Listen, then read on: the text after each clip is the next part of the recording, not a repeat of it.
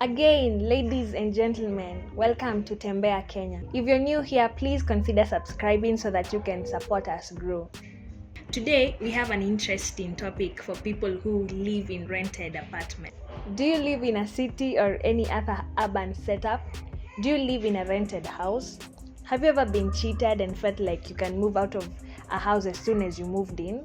And by the way, how do you know the apartment has sufficient amenities before you move in, like 24/7 water supply, electricity supply, cleanliness, security, noise-free environment? If you live in Nairobi, then you might know where I'm headed to. Whether you live in a single room, a bed-sitter, a one-bedroom, or a multi-bedroom house, we will give you a checklist of 7 tips that you must verify before you move into your next rented house in an apartment, and show you how to verify. Our tip number 1: do not gather information from the caretaker, agent, or landlord alone.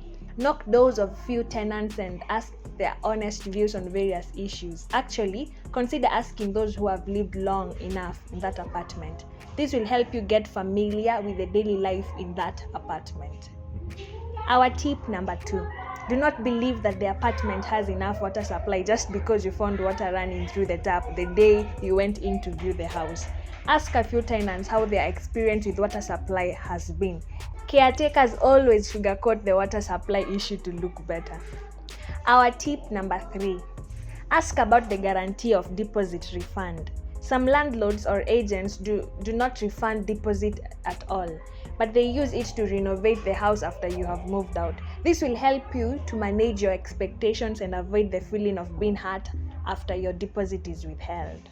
Our tip number 4: ask about garbage collection and the cleaning of shared space like corridors and staircases. In some apartments, these charges are incorporated in rent, while in others you pay separately every month. Understand how this works and make your informed decision. You can get this information from the caretaker or the landlord or an agent. Our tip number 5: gather the general knowledge of the area, estate, or township where you want to move into.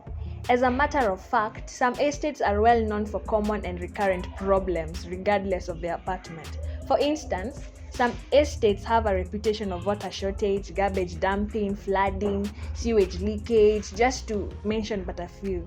Talk to friends who have lived in Nairobi or your city of interest for long to give you insights of the various estates.